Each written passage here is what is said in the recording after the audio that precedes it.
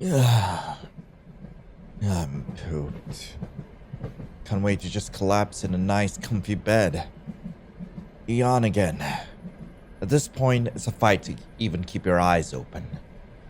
Currently, you pulled out your phone to check your arrival status. Not for another hour, eh? This place is really out in the boonies. Your destination is Border Springs, an idyllic little countryside town. It's where you were born and raised, although you have little to no memory of that place anymore. I want to go home already. This entire trip has been your mother's idea. Ring ring. Speak of the devil. Beep. Hello? Lee. Unruly red hair, piercing eyes, a successful and ruthless businesswoman.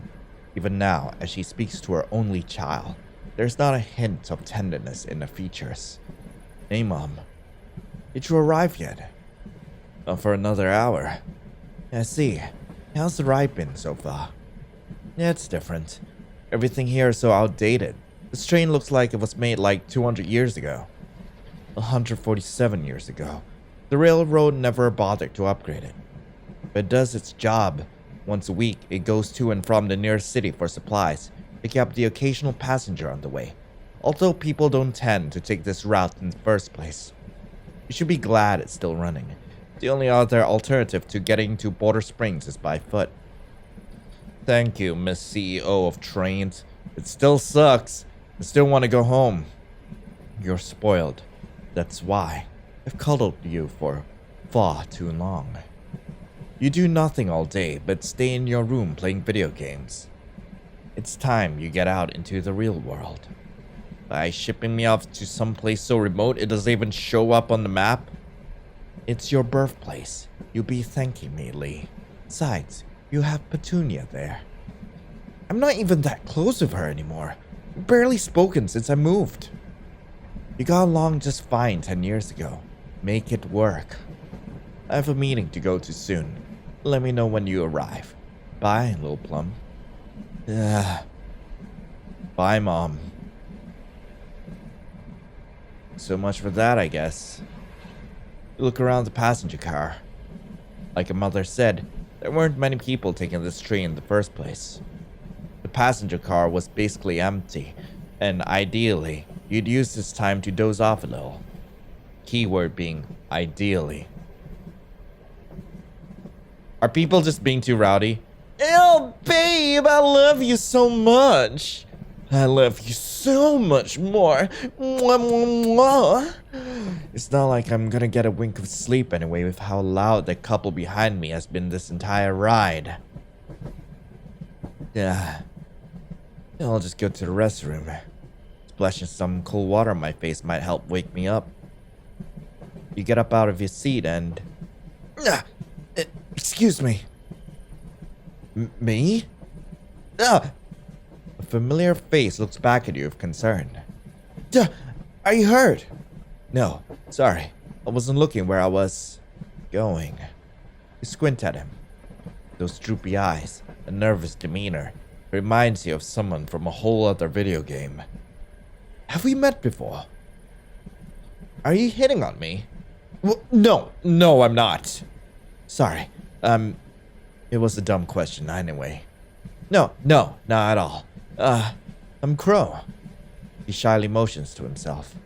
I work here. Let me know if you need anything. I'm at your service. Right. You yawn in his face, but quickly catch yourself. Sorry, that was rude. I'm not yawning because I'm bored. I'm just really tired. You shake your head, hoping you didn't offend the poor dude with your rude behavior. Don't know what's up with me today. It's alright. Must have had a long trip. Yeah, been traveling all day. I can tell by those impressive bags underneath your eyes. Is it that bad? No, you're perfect. Oh, Anno, how about something caffeinated to drink? You'll be honest, as an apology for bumping into you. I could use some... I'm not sure if coffee or tea is gonna screw me over or, like, progress the story further. Get me some tea. You could definitely use some caffeine in your system. My dad used to be obsessed with green tea. Come see what the hype is all about. It would be nice. I like a... You yawn, interrupting yourself midway. You blink back the tears. Croc gives you a smile. Rest up for a little bit. I'll have your green tea ready as soon as possible. Wait, I didn't even mention the green tea. He starts to walk away. Hey man, heard you're giving out free drinks? How about 2 more for us as well? It's our anniversary. Your girlfriend cuddles closer to her boyfriend in a display of... I don't know. Showing off how not single she is. Crow gives him a polite smile, but it's clear he's not quite sold on the idea. Sensing the imminent rejection, she turns to you for backup. Help a girlie out. It's our anniversary. New drinking game. Take a shot every time she mentions her anniversary. Do it, guys. Actually do it. Actually do it. No, don't actually do it. I do not hold any responsibility if any of you experience alcohol poisoning, so please drink responsibly. Despite the girlfriend's incessant nagging, you still feel obliged to assist her. But even if I want to help out, it's still really impolite for me to impose on Crow's generosity by asking for additional drinks. I'll have to turn the couple down. You turn to face the couple, who are giving you that hopeful, expectant look, with that big, pleading eyes. Ugh. I'll just offer to cover that part of the bill. That way everyone's happy. Even if it's at your own expense. You nod to yourself, having decided on the best course of action. How about I just pay for... Well, I can't be disappointing our lovely patrons on such a lovely day now, can I? The pair visibly perk up at his sudden shift in tone. So, what would you two like? I'll have some draught beer. How about you, babe? Surprise me, but make sure it's a romantic drink made with lots of love. Ah, you're so cute. You're so cute. I love you. Mwah. Their mushiness and unabashed PDA makes you cringe a little inside.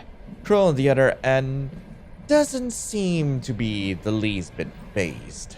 Of course, a very happy anniversary to the lovely couple. I'll be back momentarily with everyone's beverages. Thanks, man. Don't take too long now. Having gotten what they wanted, the two go back to loudly cooing over one another.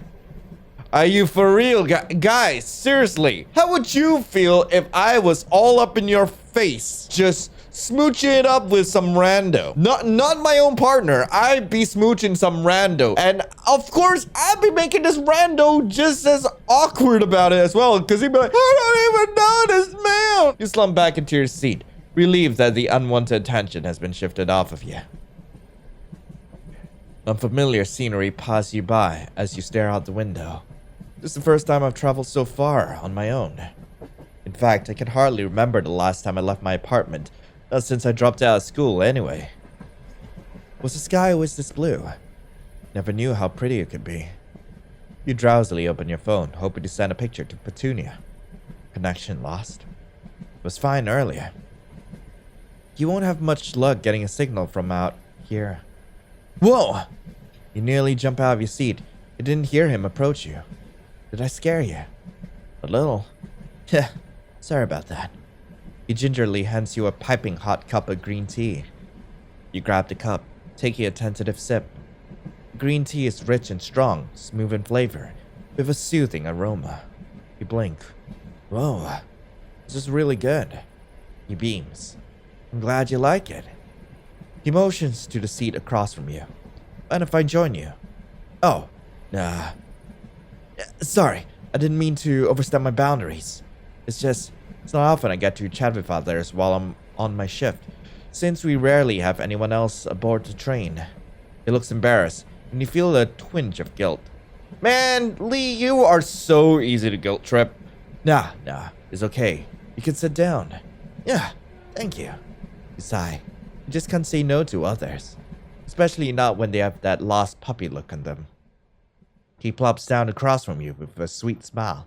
You're able to take a good look at him for the first time. White hair, red eyes, long lashes, and a gentle expression. Wait, his hair is actually white? He seems so otherworldly. You're sure you'd remember someone with such distinct features. And yet, what's with this weird sense of deja vu? Make conversation. Socializing has never been your strong point. You do want to get to know him better.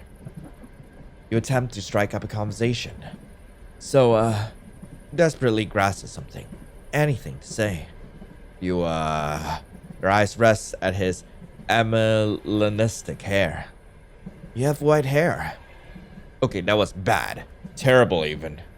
You pray to every god imaginable under the sun that he didn't take offense to the inquiry. There's a small look of panic on his face. Do you not like it? No, not at all. It's just a bit unusual. I've never seen anyone with white hair before. Not even in Midport. Midport? The big port city? Yeah. Have you ever been there? It's a little embarrassing to admit, but I've never left Border Springs before. Really? From what your mom had told you, the only way to get in and out of the sleepy rural town of Border Springs is via this specific train due to its difficult surrounding terrain. You'd have to assume that someone with such easy access to transportation would have taken the opportunity to travel and work elsewhere. So all this time, you just worked on this particular train, but never left your hometown for someplace new. He sheepishly stares at the ground. I like this train. He clearly has other reasons, but his attempt at an excuse is, if anything, comically endearing. You can't help but find it cute. What is it? Nothing. I'm just having fun. Me too. For you, talking to others was a strenuous task. You often struggle with finding the right topics, the right words, the right way to behave. But with Crow, you feel strangely comfortable in simply being yourself. It almost felt as if the two of you were merely old friends doing some catching up. You haven't had this much fun talking to anyone in a long time. Although you wanted to continue a conversation, extreme fatigue was starting to settle in. Your eyelids feel heavy, and your movements sluggish. You try to blink back the sleepiness to no avail. Sorry, I'm just really tired. Crow shakes his head and smiles. Here. He leans forward, gently pressing his forehead to yours. He removes his gloves, placing a hand on the side of your face. You attempt to move back, but it firmly holds you in place. Don't move. You feel the heat rising to your face. Instantly, a feeling of clarity overcomes you, and you begin to feel awake. With renewed vigor, you pull back, face still beat red. What was that? Crow leans back and smiles, pulling his gloves back on. He rises from his seat with a playful quip. Looks like that woke you up. You got a surprisingly cheeky side as well. Were you trying to shock me awake? You could say that. Oh, forgot to finish up something in the other car. Have to go. He starts to leave, but you find yourself calling out after him. Yeah, Crow! He turns to you, a little surprised. What is it? I'll be around Border Springs for the next few months. I don't have a lot of friends, if I'm being honest. I feel like we could get along. So would you like to hang out sometime, if you're interested? Really? You nod your head. You can feel your face grow warm at your own boldness. It was pretty out of character for you to do something like this, and the nervousness was starting to settle in. But Crow didn't seem to notice. In fact, he seemed pretty overwhelmed himself. I would. Yeah. I could show you around Border Springs. Yeah. Sounds like fun. It's a promise then, okay? He holds out a pinky. You can't help but laugh at the childlike gesture. You reach out and hook your pinky around his. Promise. Crow sways back and forth in excitement. Thank you, Lee. I'll be sure to make you happy. He pauses mid-celebration, as if suddenly remembering something. I got so excited I nearly forgot again. There's something I really need to finish up doing in the other car. He gives you a sheepish smile. Sorry, I got some things to attend to, but I'll catch up to you when it's time for us to get off. Make sure to wait for me right here, okay? So that I can find you later. He waves you goodbye as he exits the passenger car. Respond with a small wave of your own before looking out at the passing scenery from your window.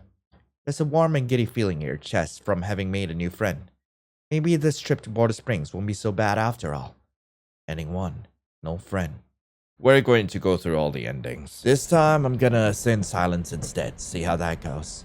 You did invite him to sit down, but if you're being honest here, you're not a very sociable person. In fact, you have almost no interest in talking to the stranger at all. Curse my introversion. This is why you have no friends, Lee. You sit in uncomfortable silence for a while, unsure of what to say or do. After a while, Crow decides to take initiative. What brings you to Border Springs? Just visiting. From where? Midport. Ah, so that's where you've been all this time. Big city. Yeah, I live there. There's a curious look in his eyes. When's the last time you came to Border Springs? Probably like 10 years or so? I don't know. Why did it take you so long to come back? I instinctively reach up to your check if your bangs are still properly covering up the scar on your forehead. What if I answer the question? Let's try that. You sigh. I got into an accident when I was a kid. I don't remember much about what happened. My parents refused to talk to me about it. But we moved to Midport shortly afterwards. My dad wanted to be as far away from this place as possible. Mom probably doesn't care though. She just wants me out of my room and out of her hair. Crow smiles. An accident, huh? He stares at you, intense eye contact starting to make you uncomfortable. What was it? You nervously tug on stray strands of your hair. The memory of the accident wasn't something you wanted to, or even could revisit. Any attempts at recollecting your thoughts were met with blanks, or hazy feelings at best. And despite your parents' insistence, you know it wasn't some sort of freak accident. On that night, 10 years ago, you almost died. You shake your head. Why couldn't you remember? Something was evading you. Pieces of the puzzle gone missing. But there was one thing you know for certain. You weren't the only one present there that night. The air feels suffocating. What happened on that day, 10 years ago? A hand on your shoulder brings you back to reality, and you look up at Crow, who gives you a concerned smile. Are you okay? You take a shaky breath in and nod. Yeah, I'm good. Sorry, didn't mean to dump all that on a stranger.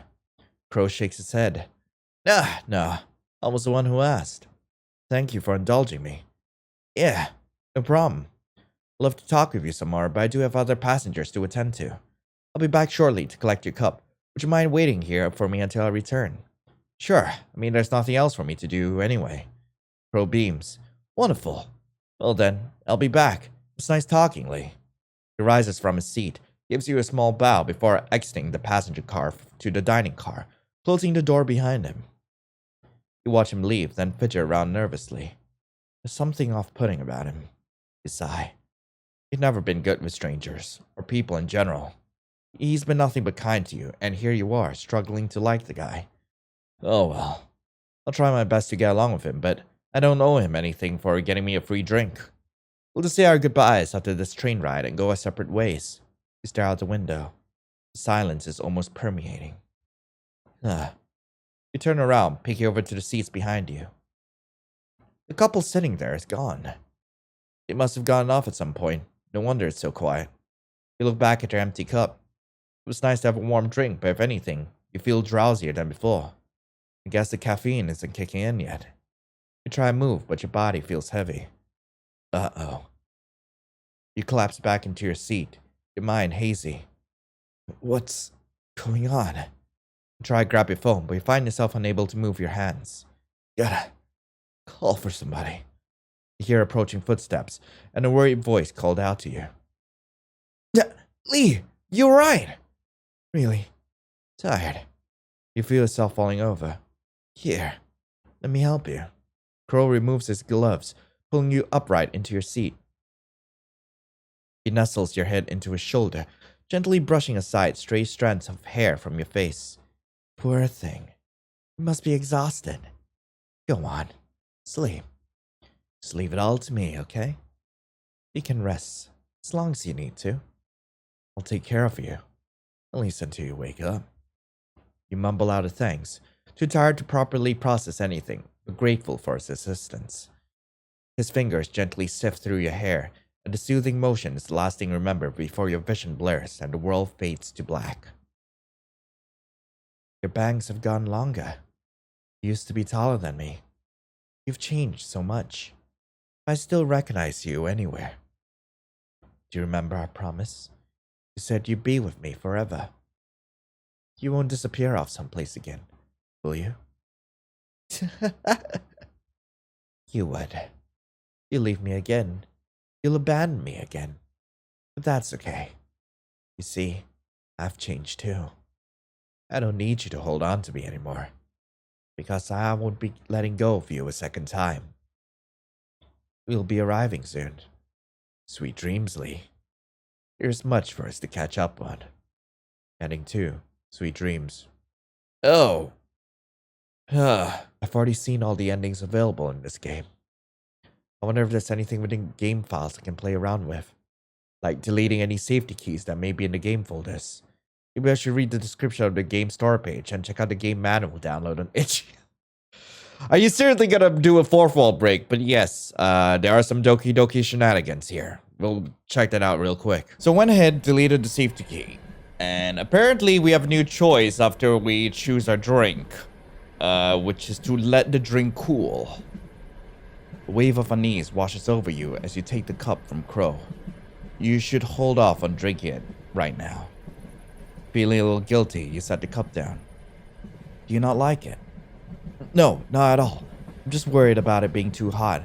Yeah, I'll drink it after I wait a bit. Oh, I see. Okay. He motions to the seat across from you. Mind if I join you? Oh, sorry. I didn't mean to overstep my boundaries. It's not often that I get to chat with others while I'm on my shift, since we rarely have anyone else on board on the train. He looks embarrassed, and you feel a twinge of guilt. No, it's okay. You can sit down. Thank you. You sigh. Just can't say no to others, especially not when they have that lost puppy look on them. He plops down across from you with a sweet smile, and you're able to take a quick look at him for the first time. Wet hair, red eyes, long lashes, a gentle expression. We've already seen all this, so we're gonna skip ahead to whatever's new here. There's one thing you knew for certain. You weren't the only one present there that night. The air feels suffocating. What happened on that day, 10 years ago? A hand on your shoulder brings you back to reality. You look up at Crow, who gives you a concerned smile. Are you okay? You take a shaky breath in and nod. Yeah, I'm good. Sorry, didn't mean to dump all that on a stranger. Crow shakes his head. No, I was the one who asked. Thank you for indulging me. Yeah, no problem. Love to talk with you some more, but I do have other passengers to attend to. I'll be back shortly to collect your cup. Would you mind waiting here for me until I return? Sure. I mean, there's nothing else for me to do anyway. Crow beams. Wonderful. Well then, I'll be back. It's nice talking, Lee. He rises from his seat, gives you a small bow before exiting the passenger car to the dining car, closing the door behind him. You watch him leave, then fidget around nervously. There's something off-putting about him. You sigh. You've never been good with strangers, or people in general. He's been nothing but kind to you, and here you are, struggling to like the guy. Oh well. I'll try my best to get along with him, but I don't owe him anything for getting me a free drink. We'll just say our goodbyes after this train ride and go our separate ways. You stare out the window. The silence is almost permeating. You turn around, peeking over the seats behind you. The couple sitting there is gone. Must have gotten off at some point. No wonder it's so quiet. You look back at your neglected green tea, now lukewarm. I'll use the restroom? You set the cup down. I still can't drink this. I don't know why, but I just can't. You look around the empty car. I should use the restroom now before he comes back. Gotta splash some water on my face to wake myself up. If I remember correctly, it's at the end of the carriage. Should be right before the exit to the passenger's car. You're about to enter the restroom when you hear muffled crying. It's coming from the gangway connector behind the exit. I probably shouldn't go inside. That's just asking for unnecessary trouble. If this were a horror movie, I'd be the first idiot to end up on the kill count for checking out suspicious noises. You turn to leave, but the sobbing grows louder. I can't leave behind someone in trouble. I'll just take a peek to see if they actually need help or not. You creak open the door, angling yourself to see through the crack. It's a girl from the couple earlier. She's collapsed on the floor. Did her boyfriend break up with her or something? You're about to call out to her when you're interrupted by the sound of footsteps approaching. Silently, you hold your breath, hiding behind the door as a silhouette enters from the opposite end of the small room. You peek out to see Crow, setting down a tray on the ground. On it are 2 empty cups and a kettle. Mark! Why'd you take my boyfriend? There. Take some deep breaths. In and out. It's quite unfortunate, really. You and your boyfriend walked in on me during a bad time. You were putting some powder in that girl's drink. We couldn't just. Yes, I'm well aware. I was there.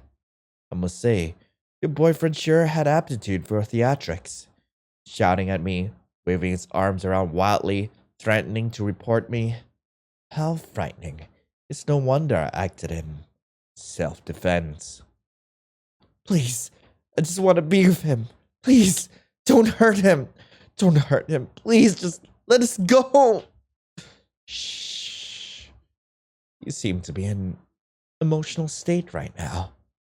Let us have a calm, collected discussion instead, huh? A little chat over a few drinks. He pours himself a cup from the kettle. The liquid sounds thick and viscous, dripping with a strange plop plop sound. I do not want to plop plop 3000, please! But he doesn't drink. Instead, he swirls the cup in a circular motion, his brows furrowed in thought before settling the cup back down. What are your thoughts on love? The girl seems taken aback by a sudden line of questioning. She looks up at him in fear, unsure of how to answer. For something so commonplace, it is so abstruse. If not done right, it can hurt, it can tear, it can strip you of all rational thought, it can serve as your fall from grace. And yet, why is it that such self-destructive concept is praised? No, encouraged to be nurtured. For the longest time, I couldn't understand why, or perhaps I was incapable of understanding. After all, love is a distinctively human emotion, one that is not bound by reason or logic. He smiles, gently. There's a look of adoration on his face. But then a miracle happened, a miracle that granted me the ability to love, one that consumed my every waking moment. Do you know what it's like at all, my dear? Do you know how much I've suffered for an entire decade, struggling to hold on, unable to let go? She whimpers and shakes her head fervently, hoping to quell the anger she sees bubbling beneath his surface. Love is a powerful thing. Even as it plunges a knife into my back, I cannot help but marvel at how warmly my soul responds in turn. And today, after all this time, wallowing in uncertainty, one glance was all it took to remind me just how deeply love consumes. How priceless, how precious, how destructive it truly is. Oh, but look at me, rambling. A one-sided conversation doesn't make for good company. He gives the girl a sheepish smile. She doesn't return it. My apologies. It's been a long time since I felt so stirred. I'm not usually like this. I suppose the two of you simply caught me on a bad day. His gloved fingers gently coast across the surface of the kettle. Good. It appears to have cooled off a little. It was still boiling during my first pour. A misstep on my end allowed my emotions get the better of me. He gracefully fills the other cup with steaming liquid before handing it to the girl, who receives it with shaky hands. She eyes the drink with suspicion before glancing back up at Crow. Don't worry, it's not drugged, nor is it poisoned. It's simply the drink you requested earlier, a romantic drink for a romantic occasion. What? I do hope you'll enjoy it. I made it with all the things you love. Oh no! She attempts to drop the cup, but Crow grabs it in her stead. Drink. She's crying hysterically now. Drink! Mark! Mark! There's no need to shout. Your boyfriend is right there. In your cup. He forces the scalding concoction of human flesh and fluids down her throat as the girl gargles in protest. Now, the two of you have become one. A romantic drink, is it not? You suppress the urge to throw up, quickly turning away from the scene. What was that? What the hell was that? You have to get back. To get back before he notices. Quickly and quietly, you rush back towards your row in the passenger car, all while trying to suppress the wave of nausea. You quickly scramble into your cushioned seat, clumsily fumbling for your phone. Your hands are shaky as you tap on the screen. I have to call someone. I have to get off. What's wrong? You're as pale as a sheet. Did you perhaps see something you weren't supposed to? Uh, I. Oh, my dear Lee. Don't worry. It wasn't your fault. You weren't supposed to be there. You never would have stumbled across a little tea party. Not of your own volition, anyway. Isn't that right, Lion? I don't appreciate it when outsiders try to mess with my story. Oh! Oh no! Okay, so I restarted the game. There's no background for the main menu. Where am I? I severed your connection with Lee. As of now, you have no body with which to occupy, no way to sustain your existence in this world. A parasite without a host, a player without a player character. I presume you'll last for a few more minutes before your connection is terminated. Did you have fun? Did you enjoy toying with my Lee, my narrative, my story? You see, there were safety measures in place that were supposed to limit your decision making. Safety measures that served to advance my interest. You couldn't have reached this point of the game purely by accident. You made the conscious, willing decision to delete restrictions on your gameplay, all so that you could satiate your own curiosity. That curiosity has led us here. How troublesome. I have enough obstacles to deal with as is. Did you know that this world is set up so that regardless of how amicable I am, Lee is bound to leave me again? Be it in a week, a month, or even a year if I'm lucky, something will separate her from me. I had hoped to take some form of control early on in order to alter our fate, but we both know how that turned out. So although I am irritated at how quickly you sped up the process, Lion, it was bound to happen eventually. You look like you have questions. Well, it's not as if we will be seeing each other again. Not this particular plane of existence, anyway. I will not indulge you. Who are you? It's been many minutes since you've started playing, and you still don't know my name. I'm Crow. Was that unsatisfactory? You seem unamused. What happens to my game? That's quite simple. You simply won't have access to it anymore. There's no game if there's no player character to control. You can try reopening it afterwards if you'd like. Although I expect you will be more thoroughly disappointed with what you see. Why the obsession with Lee? Lee and I have history.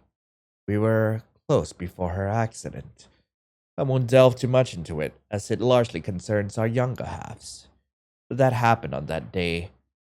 What happened on that day served as a catalyst for our separation and rebirth, the beginning of the end. But although she may have forgotten our promise, I have not. An oath is an oath, and I will hold her to her word. I am owed that. You sure like avoiding giving me any real answers, huh?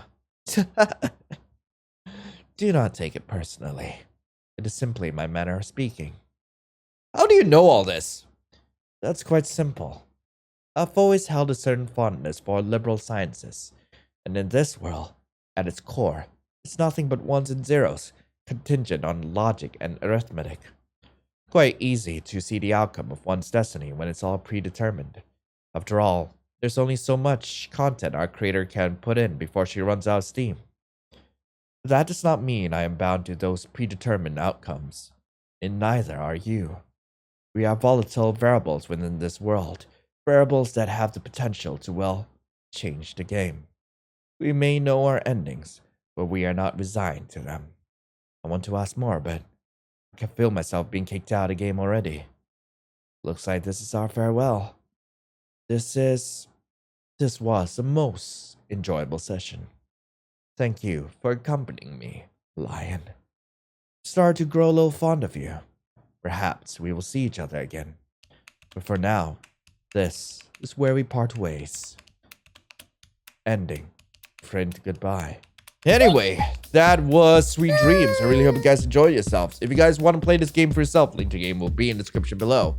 And yeah, apparently there's going to be a sequel to this coming out real soon, as well as I believe that there's another game that came out before this. I'm not sure if it's connected to the universe of this game, but hey, if you guys want me to check that out, let me know in the comments below. Anyway, hope you guys have a lovely rest of the day, and as always, I'll be seeing you in the next video. It's Lion, signing off. Ciao.